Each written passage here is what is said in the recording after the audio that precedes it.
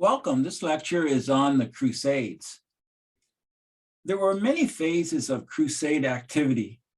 Of the significant Crusades, there was the First Crusade of 1095 to 1099, with a second wave in 1101 to 2. There was the Second Crusade in the years 1147-48. The Third Crusade was 1189 to 92. The Fourth Crusade was 1202 to 1204, and the Fifth Crusade was 1217 to 21. Additional events were the Crusades of Frederick II of Germany in 1228-29 and Louis IX of France in the year 1248 to 54. And there was another crusade in 1270. The major invasion from a Western European, the last major invasion from a Western European was Louis' invasion of Egypt in 1249. Adding to these were many other smaller expeditions. Historian Justo Gonzalez points to four key reasons for the Crusades: to defeat the Muslims who threatened Constantinople, to save the Eastern Empire, to reunite Eastern and Western Christianity, and to conquer the Holy Land for Christianity. There were some gains, but only temporary ones. Eventually, the Muslims retook the Holy Land and conquered Constantinople. The divide between Eastern and Western Christianity persisted, and the Byzantine Empire eventually falls. For centuries, the series of Christian wars referred to as the Crusades had generated much debate and many interpretations. In fact, in every century since the 11th century, there have been books on the Crusades published. The Crusades saw large armies from Western Europe mobilized to the Middle East, seeking to reclaim land for Christians. Historian Christopher Tyerman outlines several key points about the Crusades. First, Crusaders wore a cross to signal the taking of a vow. They understood that the crusade was a sort of armed pilgrimage.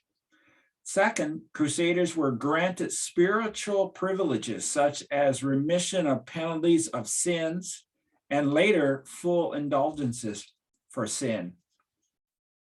3, Crusaders received temporal privileges such as avoidance of lawsuits or repayment of debts.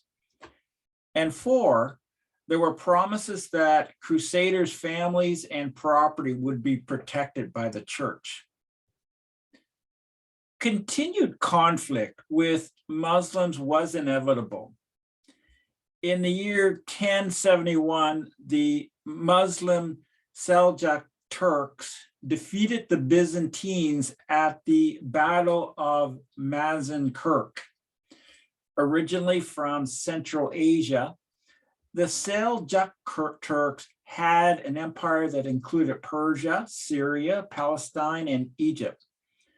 The Muslim Turks took control of Asia Minor, thus reducing the Eastern Empire of much territory. In the year 1095, the Eastern Emperor Alexis Comnenus requested the assistance of Pope Urban II to defeat the Muslims. Urban spoke to a large crowd outside the French city of Clermont, and he stated as such, quote, "From the confines of Jerusalem and from the city of Constantinople, a horrible tale has gone forth, and a cursed race, a race utterly alienated from God, had invaded the lands of those Christians and depopulated them by the sword, plundering and fire. O most valiant soldiers, start upon the road to the Holy Sepulchre to tear that land from the wicked race and subject it to yourselves." The Pope detailed the torture, rape, and murder of Christian pilgrims and the defilement of churches and holy places. One of the many episodes of Muslim persecution occurred earlier during the reign of the Caliph al-Hakim. In those years, the Church of the Holy Sepulchre in Jerusalem was destroyed, and Christians were forced to wear 5-pound wooden crosses around their necks. For Pope Urban, it was time to aid Christian brothers living in Jerusalem and the many others who cried out for assistance. He encouraged Christian soldiers to respond, quote, "If you are conquered, you will have the glory of dying in the very same place as Jesus Christ, and God will never forget that he found you in the holy battalions," end of quote. Urban generated interest by proposing that participation in the crusade was the moral equivalent of serving in a monastic order. There was the idea that going on a crusade could be a substitute for penance of sin. He also appealed to the honor of his French audience. Recall the greatness of Charlemagne, O most valiant soldiers. Descendants of invisible ancestors, be not degenerate. Let all hatred between you depart, all quarrels end, all wars cease. The crowd responded with a shout, Dies, Dies. That is translation, God wills it. There was the combining of two themes: military expedition blessed by church leadership and the pilgrimage to the Holy Land. From this perspective, the Crusaders were a proper response to Islamic conquest, which included the military attempts to colonize the West and renewed Muslim attacks on Christian pilgrims and holy places. Soon, Pope Urban sent representatives throughout Europe. They traveled throughout Europe, and the number of recruits for the crusade grew. The Pope promised much for the recruits: immunity from taxes, protection for their property and family, and indulgence guaranteeing salvation with little or no time in purgatory. The Christian concern for Jerusalem and the Holy Land is no surprise. Pilgrimage to the Holy Land represented one of the highest acts of devotion for a Christian. Many of the crusade leaders represented the who's who of Europe. There was Robert of Normandy, Raymond of Toulouse, Godfrey of Bouillon. These are just three examples of many prominent Europeans prepared to exercise what they saw as their Christian duty to assist the oppressed. And of course, there were many other nameless people, peasants, who also felt it was their moral duty to assist the Christians in need in the Middle East.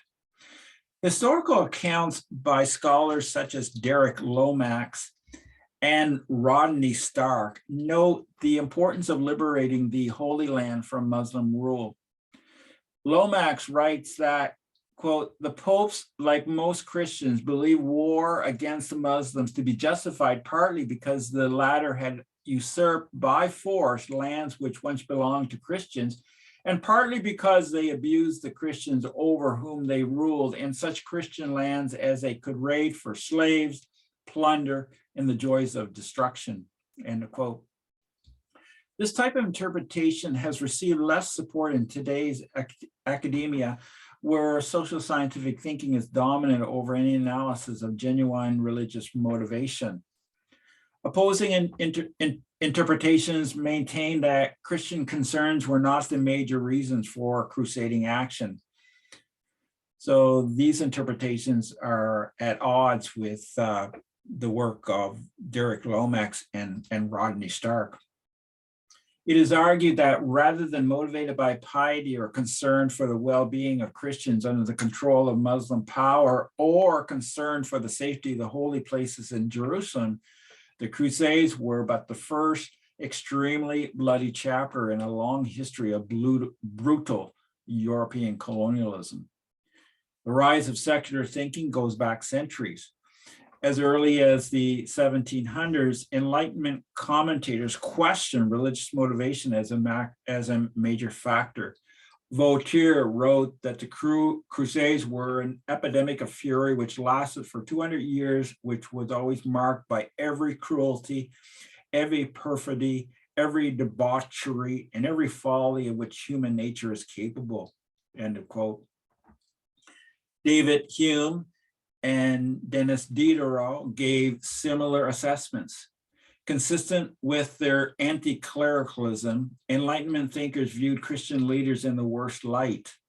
The idea of assisting your fellow Christian brothers and sisters had no standing for intellectuals who rejected Christ.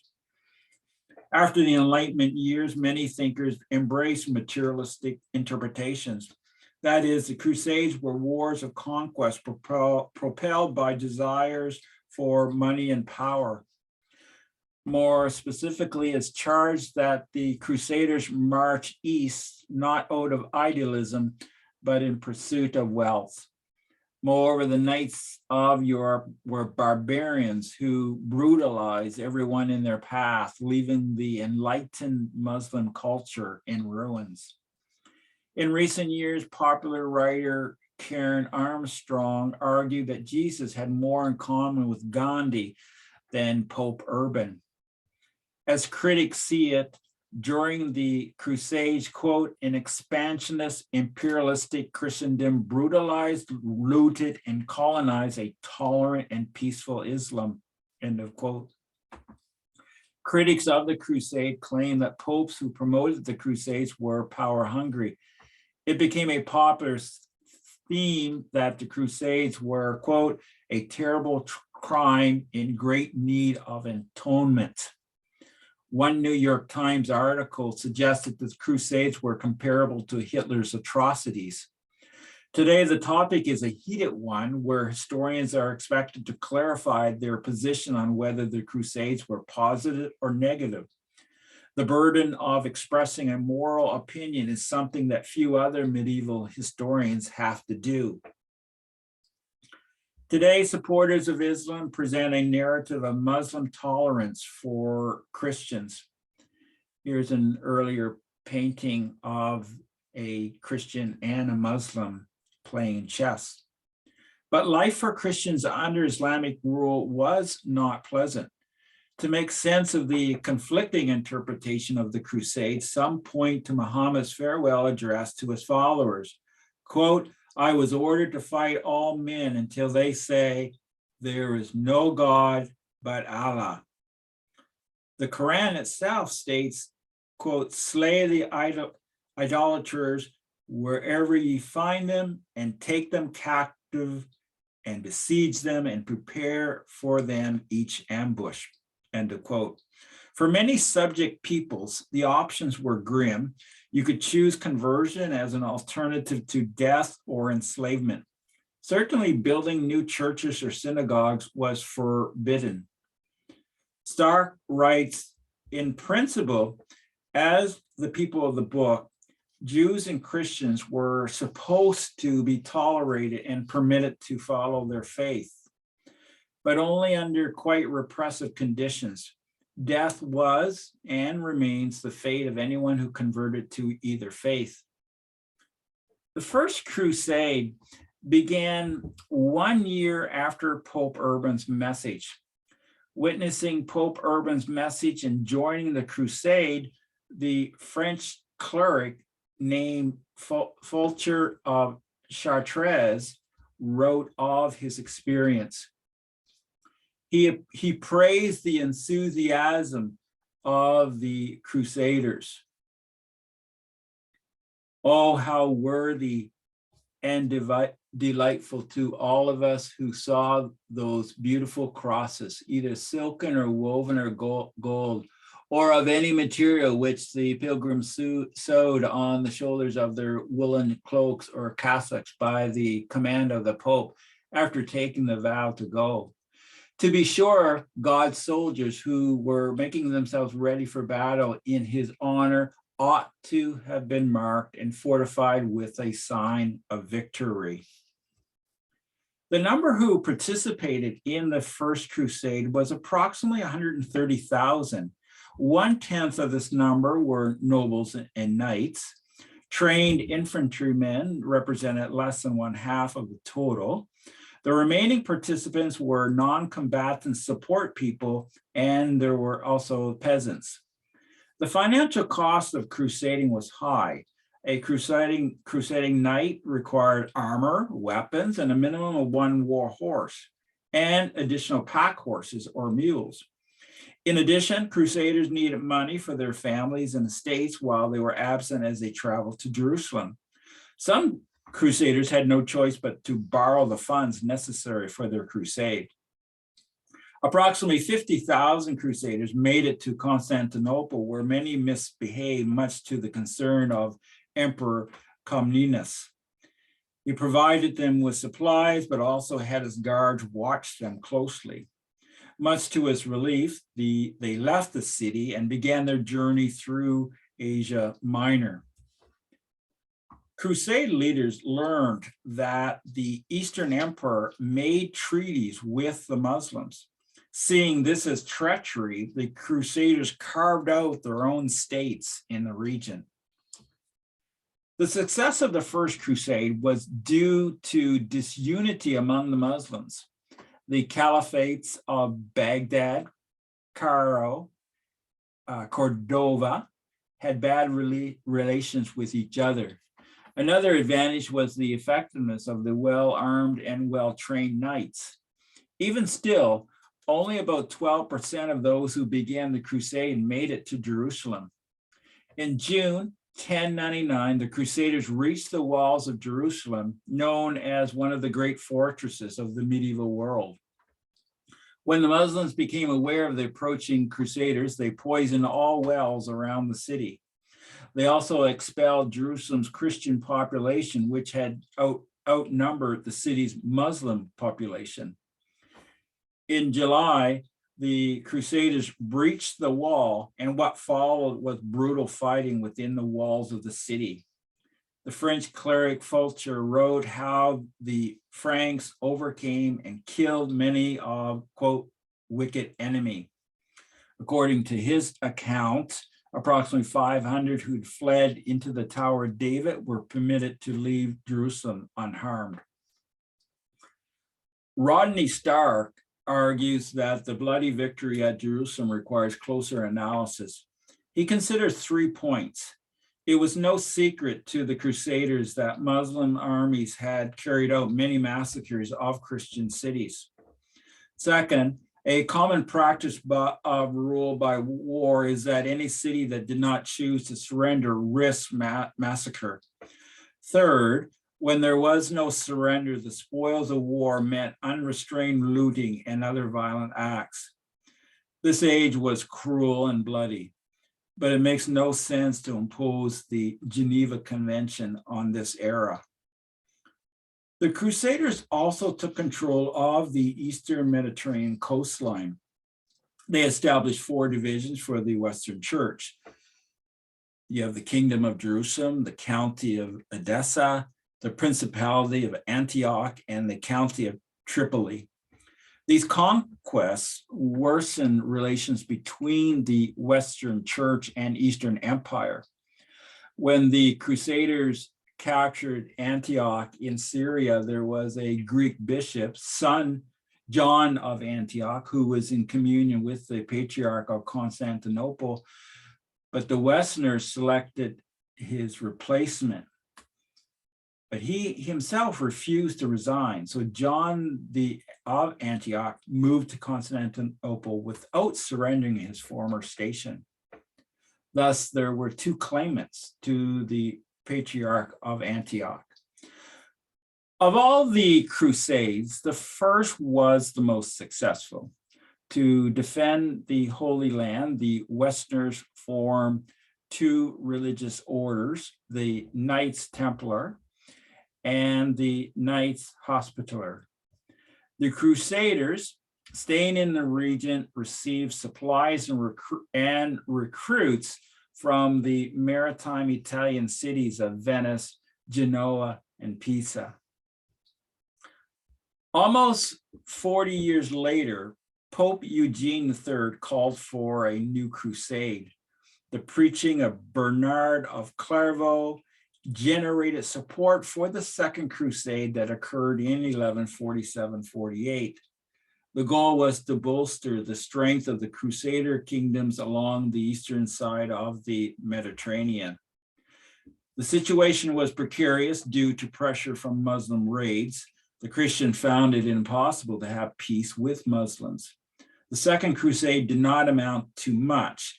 It experienced a series of disasters, including a devastating ambush when they attempted to take Damascus. But there were two important consequences of the Second Crusade. Its failures dampened the crusading movement, and second, they emboldened Muslim confidence. In the years nearing the Third Crusade, Saladin, the Turk, became a powerful leader. In 1187, Saladin scored a major victory against the Christians who made a strategic error in the desert. Thousands died in the battle and most captives were beheaded. When Saladin attacked Jerusalem, the city eventually asked him for surrender terms. His demands were 10 gold pieces for each man spared. He agreed to free 7,000 poor people in exchange for 30,000 besats. About half of the city's Christians became slaves. The Third Crusade began in 1189. The key crusader was Richard the Lionheart, King of England. Historians view Richard as an intelligent and calculating commander who was willing to risk his own life. He proved his brilliance in a battle near Jerusalem against Muslim forces in September 1191. In the end, with spent forces, Richard chose not to attack Jerusalem. It was a military liability. Better that the kingdom have secure borders that maximize the effectiveness of its armed forces than that Jerusalem itself be returned briefly to Christian control. When the Westerners were unable to regain Jerusalem, some believed it was in part due to the treachery of the Eastern Empire. It was during the Fourth Crusade that Constantinople was sacked by Crusaders. For this reason, it has attracted the attention of many historians. Historian Diarmaid McCullough argues that merchants of Venus desired expansion in the Eastern Mediterranean, and this helps explain the Fourth Crusade. A group of Western European crusaders made a bargain with Venice to build them a fleet for their attack on Cairo. This was to be the first step to retaking control of Jerusalem. The Venetians built the ships, but not enough people came forward to uphold the deal. The Venetians pressured the smaller number of crusaders to attack Constantinople. In the Crusader company was the son of a deposed emperor who had promised the Crusaders a large payment in return for their assistance in him regaining the imperial throne. Despite the objections of Pope Innocent III, the campaign went ahead in 1202. The Crusaders attacked the Adriatic city of Zara that had poor relations with the Venetians. There were attacks on Constantinople in 1203 and 1204. They trashed the wealthiest and most cultured city in the Christian world. Once in control, the Crusaders installed Westerner Baldwin, Count of Flanders, as the Byzantine emperor, and a Phoenician became the Patriarch of Constantinople. In addition, Crusader lords received large expanses of territory there was the formal union of Western and Eastern Christianity. However, Pope Innocent had misgivings on how all this had unfolded. He lamented to an associate, by that from which we appear to have profited up to now, we are impoverished.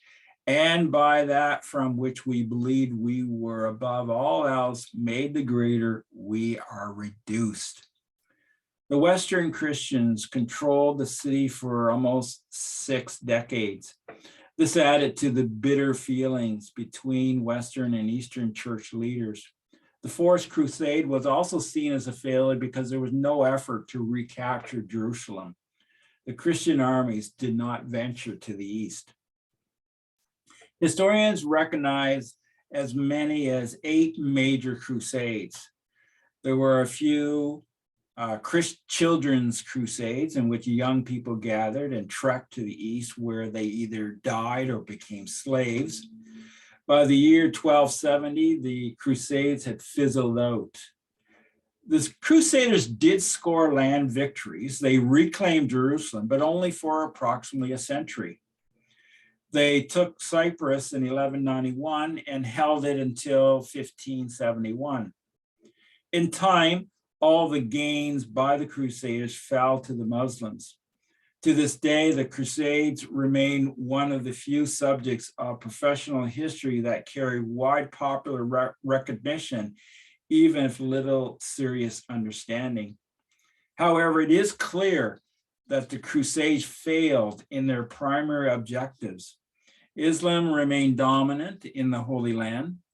In fact, the remaining Christians in the Holy Land faced additional persecution. Muslim leaders held that all worshipers of the cross could not be trusted. The Crusades did not see the unification of Eastern and Western Christianity. The relations between the two worsened. In time, Constantinople fell in the hands of Muslim control. The Crusade goals were noble, but the results were messy. Those who opposed just war theory found little to celebrate. However, others see the Crusade as an example of the vitality of medieval Christianity. Numerous believers were passionate and committed to aid their Christian brothers and sisters under the control of Muslim leaders. But still, many thousands paid with their lives. Thank you.